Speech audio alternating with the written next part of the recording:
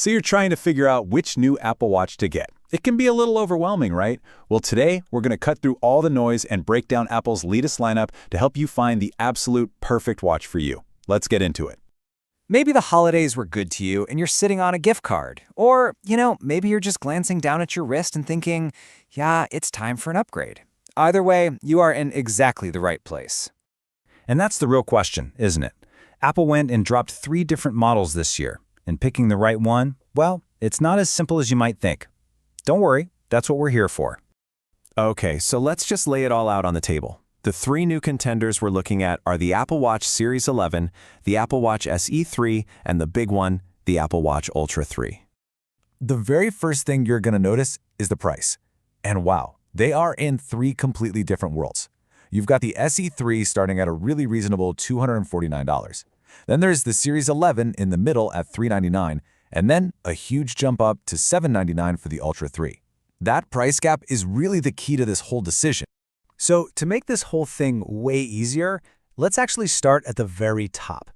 If we can figure out who the most expensive watch is for, it simplifies the choice for pretty much everybody else. Yeah, that $799 price tag, that's not just a number, it's sending a message. It's telling you that the Apple Watch Ultra 3 is a serious, specialized piece of gear. It's not your average everyday smartwatch. So who's buying this thing?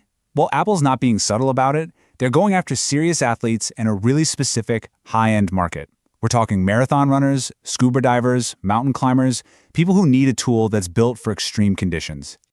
So, let's be honest. Unless you're planning on scaling a mountain next weekend, we can probably set the Ultra aside. And that means, for the vast majority of us, the real decision comes down to just 2 watches, the SE3 and the Series 11. And this is where it gets fun. This is the main event, right? It's the flagship, feature-loaded Series 11 versus the really powerful, budget-friendly SE3. So here's the dilemma. You've got the SE3 for $249, which is way more capable than just a basic watch. And then you have the Series 11 for $399, which has all of Apple's newest, coolest tech. So the big question is that extra $150 really worth spending? Now, before we start picking them apart, you are going to be shocked by how much these 2 watches actually have in common. This is where the choice gets really, really tough. I mean, just look at this list. Both watches are running on the exact same S10 chip. That means day-to-day performance, identical. They both have an always-on display, which is awesome. They share all those crucial safety features like fall and crash detection. They both have advanced heart health monitoring, sleep tracking, cycle tracking, even fast charging. The SE3 is no joke. Okay, so we've established they have the same DNA. Now let's zero in on the differences, because these are the details that are probably going to be the deciding factor for you.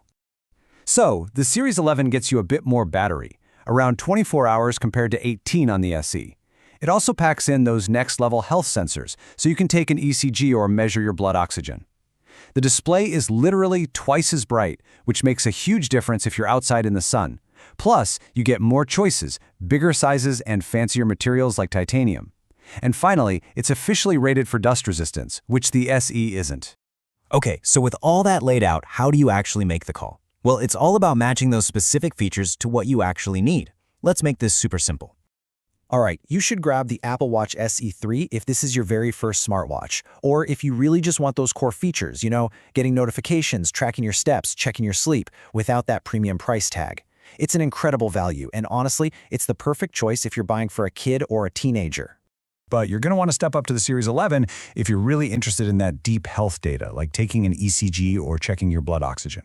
It's also the obvious choice if you're outside a lot and need that super bright screen, or if you just want the peace of mind of that longer battery life. And hey, if you just want the bigger screen or that slick titanium look, this is the one for you. And that really brings us to the biggest takeaway here. TechCrunch said it perfectly. The gap between the standard and budget smartwatches has never felt smaller.